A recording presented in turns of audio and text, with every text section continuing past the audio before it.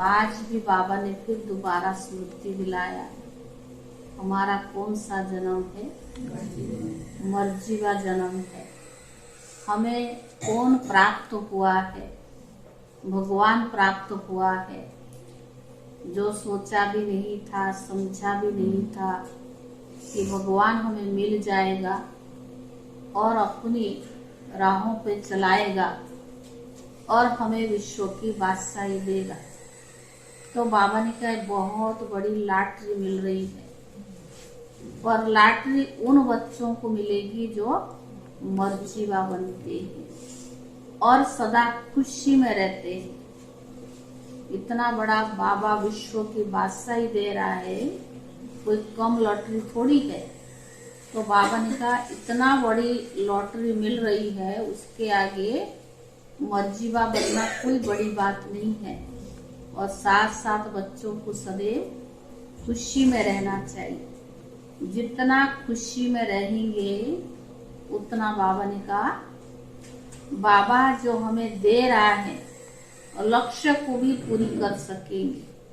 और बाबा ने आज कहा खुश भी वही रह सकता है जो हर में संतुष्ट है। अगर थोड़ा भी है ना कोई संतुष्ट है तो खुश रह सकता है। अगर सब कुछ होते भी संतुष्ट नहीं है तो खुश नहीं रह सकता है। दूसरा बाबा ने कहा अपने आप को कौन सी समझाने दो।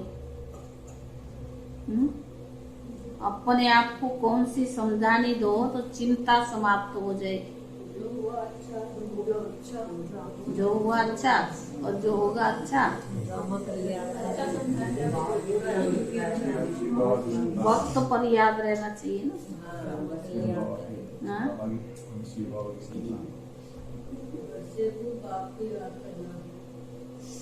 आज बाबा ने कहा कि बच्चों को गुस्सा नहीं करना चाहिए। गुस्सा आती तो चिंताएं कैसे समाप्त होगी। और बाप जैसा बहुत बहुत मीठा बनना है। तो बाबा ने कहा लून पानी नहीं होना है। आपस में एक दूसरे के साथ बहुत प्यार से रहना है। अगर प्यार से रहेंगे तो गुस्सा भी समाप्त हो जाएगी, चिंताएं भी समाप्त हो जाएगी। अगर प्यार से नहीं रहेंगे, लून पानी होते रहेंगे तो गुस्सा भी आएगी और चिंताएं भी समाप्त नहीं होगी। तो बाप समान कैसे मीठा बनेंगे। सारे मीठे बच्चे, तुम्हारा ये मर्जीवा जन्म है। तुम ईश्वर बाप से वर्षा ले रही हो।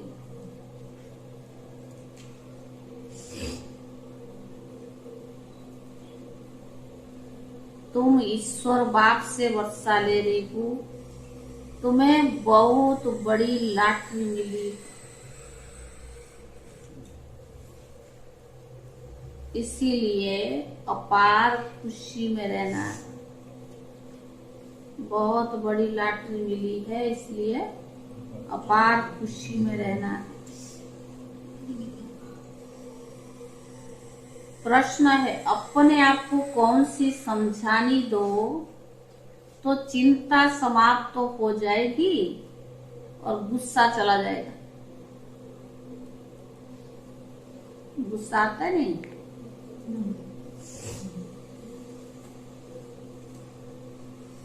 अपने आप को कौन सी समझानी दो तो चिंता समाप्त हो जाएगी और गुस्सा चला जाएगा।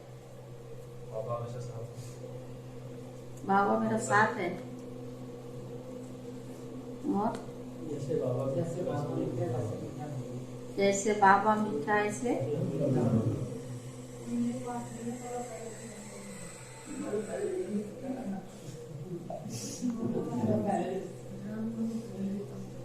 ड्रामा में जो होगा नथिंग भी पहले भी बाबा ने पार्ट प्ले कर चुके हैं।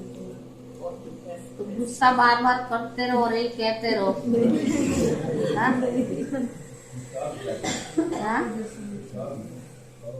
ये भी कहते रहो पुरुषार्थी है, हो जाता है, कौन संपन्न बन गया। थोड़ा बहुत तो चलता है। कई कहते कोई बात नहीं, थोड़ा बहुत चलता है। नहीं दीदी, चलता तो नहीं है वैसे। चलाते हैं। चल रहा है बस, चलता तो नहीं है। माना चलाते हैं उसको। आपका यही पता है गलत है। इन्हें तो होती है कि गलत हो रहा है, इसको ठीक करना है। सब संशय दे दी, सब संशय दिए। उत्तर है हम ईश्वर की संतान है। हमें तो बाप समान मीठा बनना है।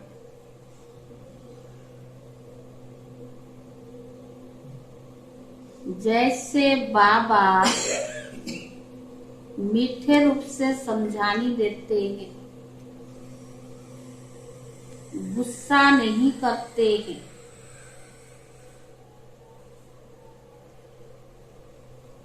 ऐसे हमें भी आपस में मीठा रहना है।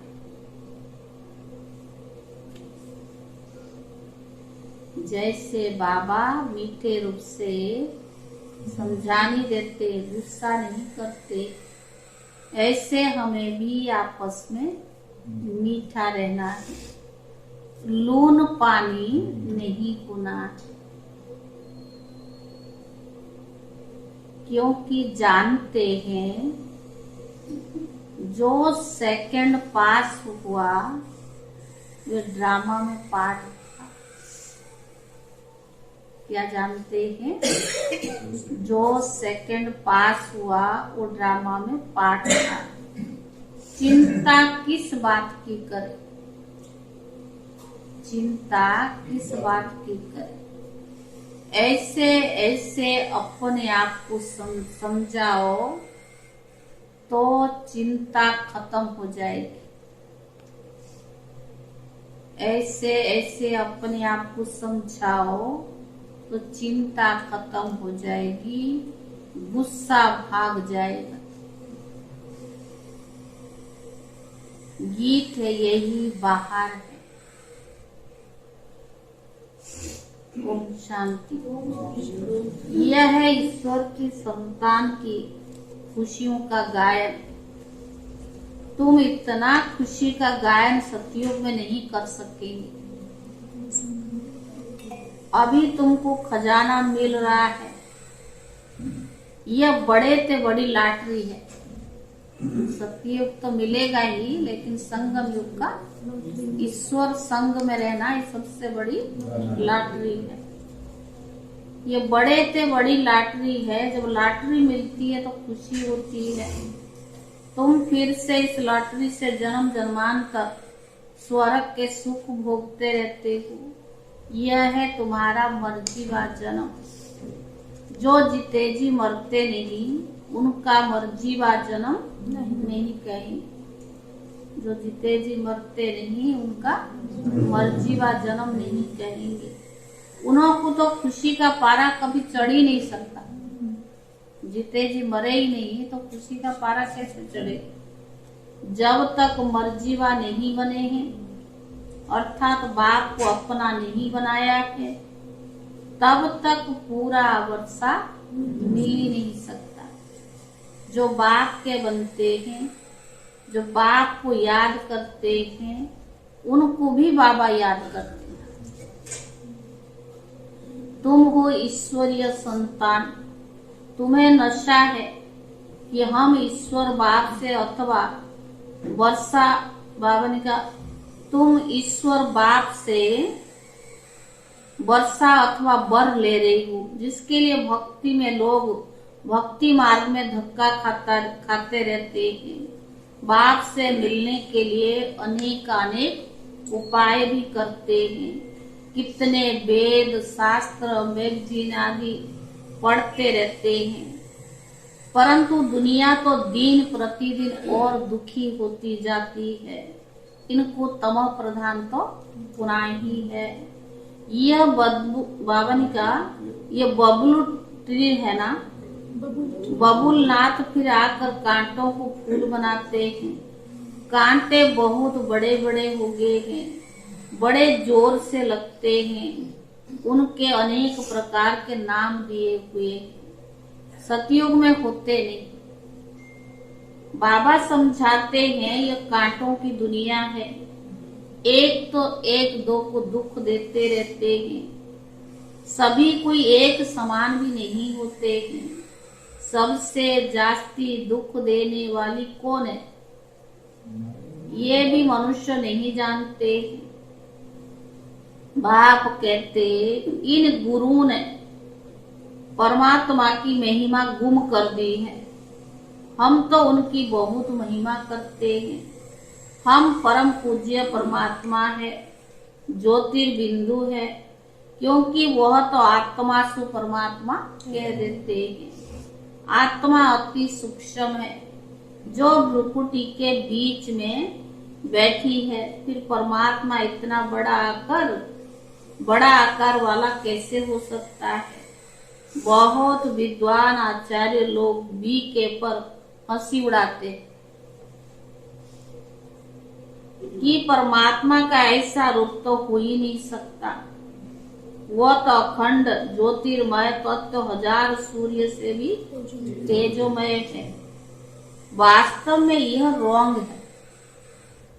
इनकी राइट महिमा तो बाप ही करते हैं, बाप ही खुद बताते हैं। वो मनुष्य सृष्टि का बीज रूप है। यह सृष्टि एक उल्टा झाड़ है। सतयुग त्रेता में उनको कोई याद नहीं करते हैं। मनुष्य को जब दुख होता तब उनको याद करते हैं, हे भगवान, हे परमात्मा, रहम करो। सतयुग त्रेता में तो कोई रहम मांगने वाले होते नहीं। वह तो बाप रचयिता ही नई रचना है। तो बावन का हम बाप की महिमा भी अपर, इस बाप की महिमा भी अपरम अपार है। ज्ञान का सागर पतित पावन है। ज्ञान सागर है तो जरूर ज्ञान दिया होगा। वह सत्य है, चैतन्य है, आनंद स्वरूप है। ज्ञान तो चैतन्य आत्मा ही धारण करती है। समझो, हम शरीर छोड़ जाते हैं तो आत्मा में ज्ञान के संस्कार तो है ही। बच्चा बनेंगे तो भी वो संस्कार होंगे, परंतु ऑर्गन्स छोटे होते हैं, बोल नहीं सकते हैं। ऑर्गन्स बड़े होते हैं तो याद कराया जाता है, तो स्मृति में आ जाता है। अभी दीदी मुरली सुना रही थी ना, जैसे वो अच्छे से चलती है।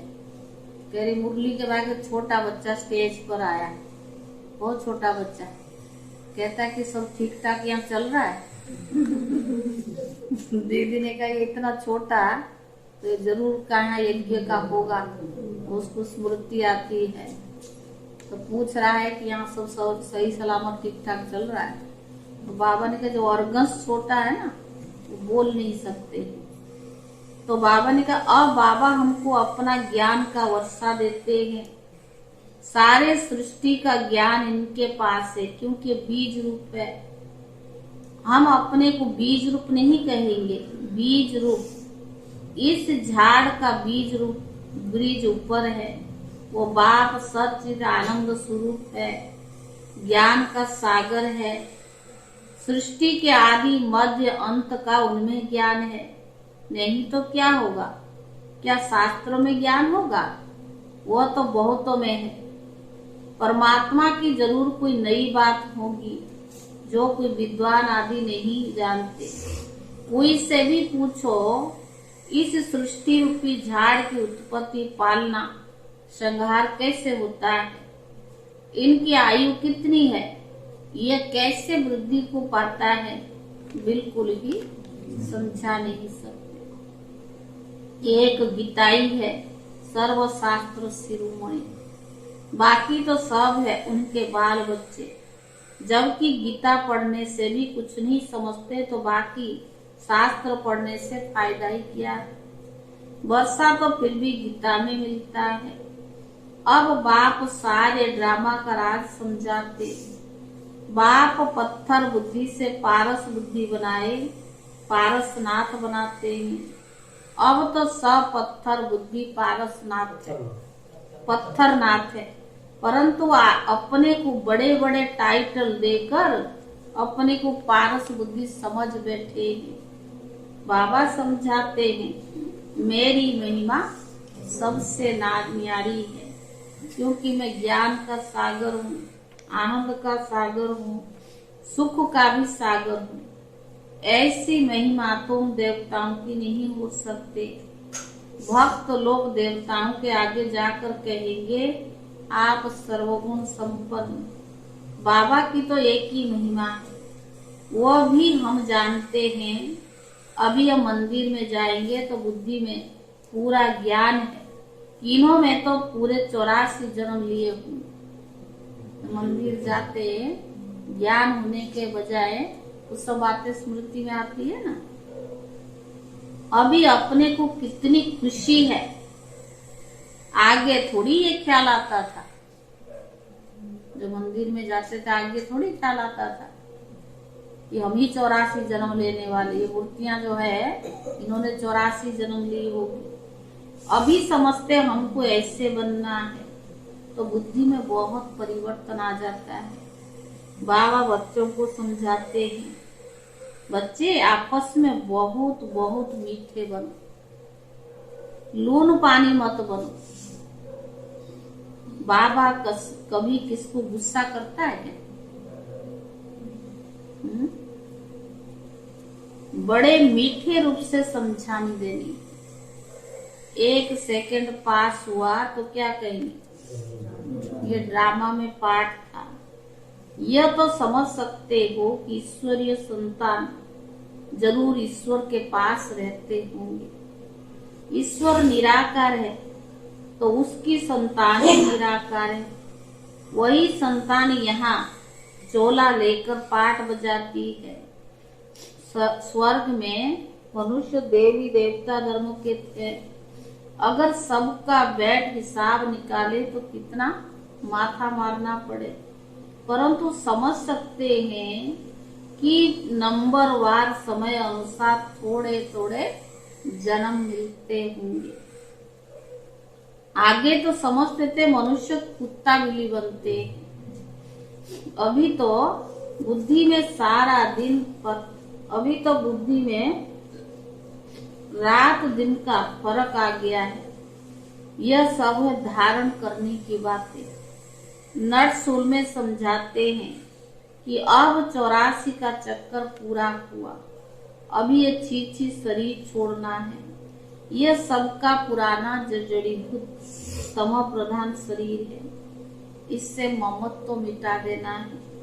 पुराने शरीर को याद क्या करें, अब तो अपने नए शरीर को याद करेंगे जो मिला है सतयुग में।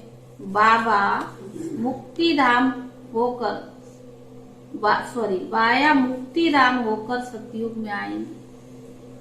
हम जीवन मुक्ति में जाते हैं और सब मुक्ति धाम में चले जाते हैं। इसको जय जयकार कहा जाता है। हाहाकार के बाद फिर जय जयकार पुनः है। इतने सब मरेंगे, वही तो निमित्त कारण बनेगा ना। नेचुरल कैलमिटीज होगी, सिर्फ सागर ही थोड़ी सभी खंड को खलास करेगा। सब कुछ खलास होना ही है, बाकी भारत अविनाशी खंड रह जाता है, क्योंकि यह है शिव बाबा का बर्थ प्लेस। भारत अविनाशी खंड क्यों है? ये शिव बाबा का बर्थ प्लेस है। तो यह हो गया सबसे बड़ा तीर्थ स्थान। बाप सबकी गति सदगति करते हैं, यह कोई मनुष्य नहीं जानते। इन्हों को न जानना भी ड्रामा में मूल है। तब तो बाबा कहते हैं बच्चे तुम कुछ भी नहीं जानते थे, मैं ही तुमको रचता और रचना अथवा मनुष्य सृष्टि के आदि मध्य अंत का सारा भेद समझाता हूँ, जिसको ऋषि मुनि भी बेअंत कहकर गए हैं। यह थोड़ी समझते कि सारी दुनिया में 5 विकार बड़े भारी दुश्मन हैं। जिस कारण रावण को भारतवासी वर्ष वर्ष जलाते आते हैं, उसको कहा जाता उसको जानते कोई नहीं, क्योंकि वो न जिस्मानी है ना वो रूहानी है। विकारों का तो कोई रूप नहीं है। मनुष्य एक में आता तो पता पड़ता है, विकार का कोई रूप थोड़ी है। कोई गुस्सा करता है तो जब एक्ट में आएगा तो पता पड़ेगा ना इसको गुस्सा आता है। इनमें काम क्रोध भूत आया है। इस विकार की स्टेजेस में भी उत्तम, मध्यम और कनिष्ठ विकारों की भी स्टेजेस है। कोई तो काम का नशा एकदम तमो प्रधान हो जाता है, कोई का रजो नशा, कोई को सतो नशा रहता है, कोई तो बाल ब्रह्मचारी भी रहते हैं। समझते हैं ये भी एक झंझट संभालना है, गृहस्थी बनाना एक झंझट है, इसलिए पवित्र रहना ही अच्छा है। सबसे अच्छा उनको कहेंगे। सन्यासियों में भी बाल ब्रह्मचारी अच्छे गिने जाते हैं। माना कई तो घरवार छोड़ के भी चले जाते हैं ना, और कई बाल ब्रह्मचारी है। तो बाबा ने कहा गवर्नमेंट के लिए भी अच्छा है, बच्चों की वृद्धि तो नहीं होगी, पवित्रता की भी ताकत मिलती है। यह हुई गुप्त। सन्यासी भी पवित्र रहते, छोटे बच्चे भी पवित्र रहते, वानप्रस्थी भी पवित्र रहते। तो पवित्रता का बल मिलता ही आता है। इन्हों का भी कायदा चला आता है कि बच्चों को इतनी आयु तक पवित्र रहना है, वह भी बल मिलता है ना। तुम हो सतो प्रधान पवित्र। ये अंतिम जन्म तुम बाप से प्रतिज्ञा करते हो, तुम सतयुग की स्थापना करने वाले जो करेगा वह पवित्र दुनिया का मालिक बनेगा, वो भी नंबरवार पुरुषार्थ अनुसार। ये ईश्वरीय कुटुंब है। हम सब कौन है? ईश्वर के साथ हम रहते हैं सिर्फ कल्प में एक बार। आधा कल्प निर्विकारी, आधा कल्प विकारी, फिर एक जन्म सिर्फ रहते हैं भगवान के साथ। बस फिर दैवी घराने में तो बहुत जन्म रहेंगे। ये एक जन्म ही दुर्लभ है। ये ईश्वरीय कुल है, सबसे उत्तम ते उत्तम।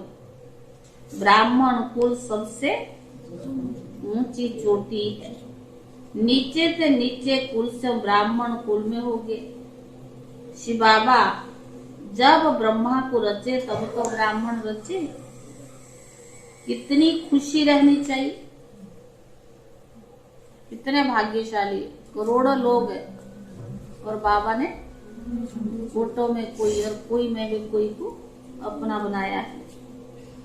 जो बाबा की सर्विस में रहते हैं, हम ईश्वर की औलाद बने हैं और ईश्वर की श्रीमत पर चलते हैं।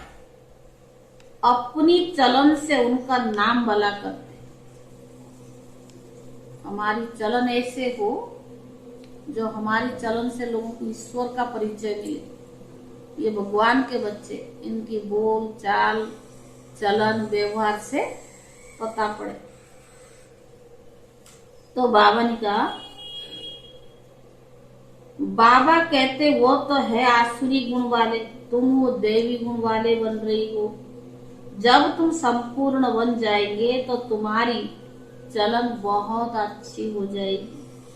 बाबा कहेंगे ये तो देवी गुण वाले नंबरवार पुरुषार्थ अनुसार। आसुरी गुण वाले भी नंबरवार है, बाल ब्रह्मचारी भी है, सन्यासी भी पवित्र रहते हैं। सो तो बहुत अच्छा है ना। बाकी ये किसकी सदगति कोई नहीं कर सकता। भले वो पवित्र रहते हैं, बाल ब्रह्मचारी हो चाहे सन्यासी, लेकिन सदगति कोई नहीं कर सकता। अगर कोई गुरु लोग सदगति करने वाले होते तो वो साथ भी ले जाते, परंतु खुद ही छोड़कर चले जाते। यहाँ ये बाप कहते मैं तुमको साथ लेकर जाऊंगा। कोई गुरु सन्यासी, चाहे बाल ब्रह्मचारी चाहे सन्यासी, कोई नहीं ले जाए। मैं आया ही हूँ तुम बच्चों को साथ ले जाने के लिए। वो तो ले नहीं जाते हैं ना, खुद ही गृहस्थियों के पास जन्म लेते रहते हैं। संस्कारों के कारण फिर सन्यासियों के झुंड में चले जाते हैं। नाम रूप तो हर जन्म में बदलता रहता है। ये अभी तुम बच्चे जानते हो कि सतयुग में यहाँ के पुरुषार्थ अनुसार पद होगा। वहां ये मालूम नहीं होगा कि हमने ये पद कैसे पाए। सतयुग में ये याद नहीं होगा। यह तो अभी पता पड़ता है कि कैसे पद। तो बाबा ने कहा जिसने कल्प पहले पुरुषार्थ किया था वैसा ही अब करेंगे। बच्चों को साक्षात्कार भी कराया हुआ है कि वहां शादी आदि कैसे होती है।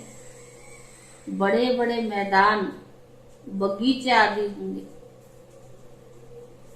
अब तो भारत में ही करोड़ों की आबादी है, वहां तो लाखों की रहते हैं। वहां थोड़ी इतनी मंजिल वाली मकान बनाएंगे। ये अभी है क्योंकि जगह ही नहीं है तो इतने बड़े बड़े मंजिल बनाते हैं। वहां इतनी सर्दी नहीं होगी जितना यहाँ है।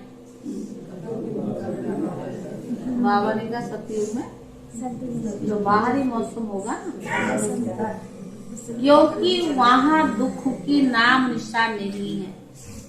ना वहां बहुत गर्मी होती है जो पहाड़ों पर जाना पड़े, ना गर्मी होती है ना सर्दी होती है। ना नाम तो है ही स्वर्ग। इस समय मनुष्य कांटों के जंगल में पड़े। जितना सुख की चाहना चाहते उतना और ही दुख बढ़ता जा रहा है। अब बहुत दुख होगा। लड़ाई होगी तो खून की नदियां बहेगी। अच्छा बच्चे, ये मुरली सब बच्चों के आगे सुनाई जाती। सन्मुख सुनना नंबर 1 और टेप से सुनना नंबर 2 और मुरली से पढ़ना नंबर 3। सतो प्रधान सतो रजो। समझ लो बाबा ने क्यों कहा। हाँ? हाँ?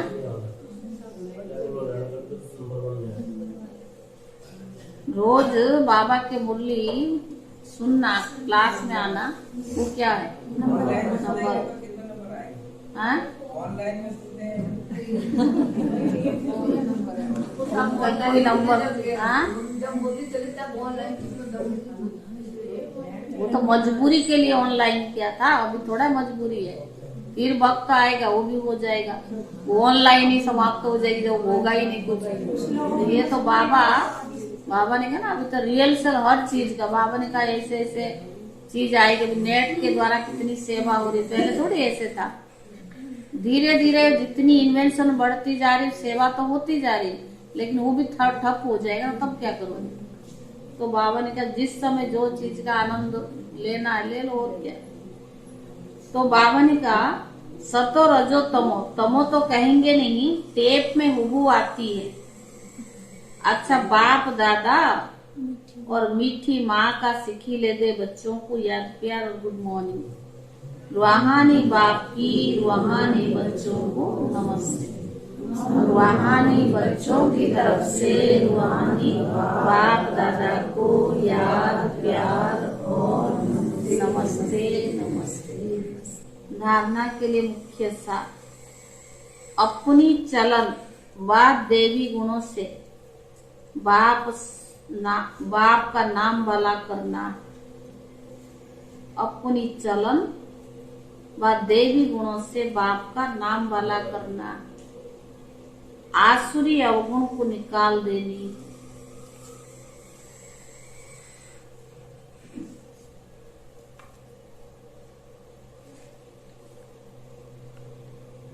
दूसरा, इस पुराने जर्जरीभूत शरीर में ममत्व नहीं रखना है। इस पुराने जर्जरीभूत शरीर में ममत्व नहीं रखना है। नए सतयुगी शरीर को याद करना है।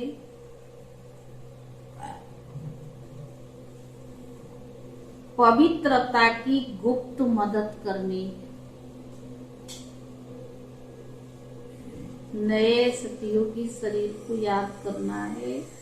पवित्रता की गुप्त मदद करनी है। वरदान, रूहानियत की शक्ति द्वारा दूर रहने वाली आत्माओं को समीपता का अनुभव कराने वाले मास्टर सर्वशक्तिवान भव। रूहानियत की शक्ति द्वारा दूर रहने वाली आत्माओं को समीपता का अनुभव कराने वाले मास्टर सर्वशक्तिवान भव।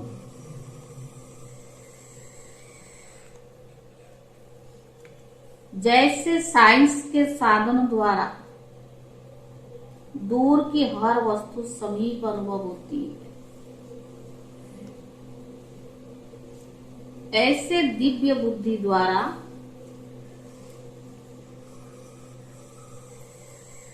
दूर की वस्तु समीप अनुभव कर सकते। ऐसे दिव्य बुद्धि द्वारा दूर की वस्तु समीप अनुभव कर सकते। जैसे साथ रहने वाली आत्माओं को स्पष्ट देखते, जैसे साथ रहने वाली आत्माओं को स्पष्ट देखते, बोलते, सहयोग देते और लेते, ऐसे रूहानियत की शक्ति द्वारा दूर रहने वाली आत्माओं को समीपता का अनुभव करा सकते।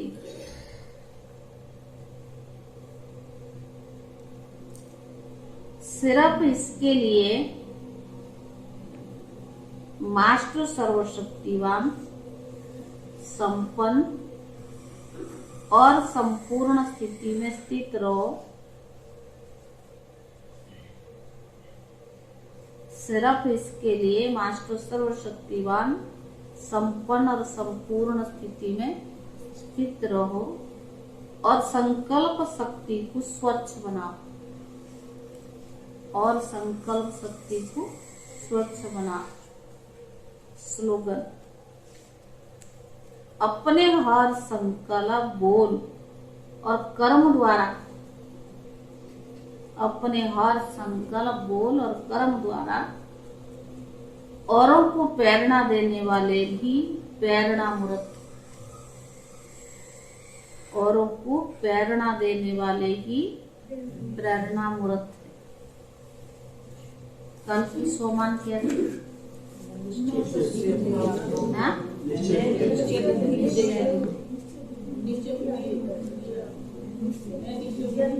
निश्चय बुद्धि विजयी आत्मा। आज है 10 जनवरी। सोमान है मैं खुश नसीब आत्मा। चिंतन है, जो खुश नसीब होगा क्या चिंतन चलेगा? सर्व प्राप्ति संपन्न खुशनुमा जीवन क्या है? संपन्नता की निशानियां क्या है?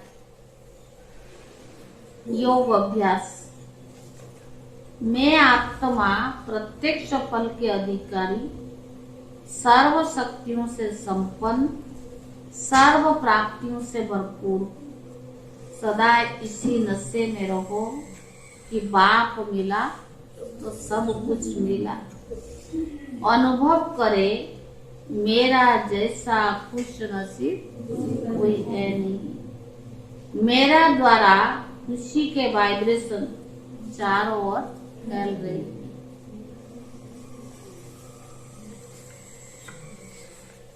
ये है अव्यक्त इशारा आज 10 तारीख का है। एकांतवासी अर्थात सदा स्थूल एकांत के साथ साथ एक के अंत में खोए रहना। एकाग्रता की शक्ति से किसी भी आत्मा का मैसेज उस आत्मा तक पहुंचा सकते हो, किसी भी आत्मा का आह्वान कर सकते हो, किसी भी आत्मा की आवाज को कैच कर सकते हो, किसी भी आत्मा को दूर बैठे सहयोग भी दे सकते हो। ओम शांति।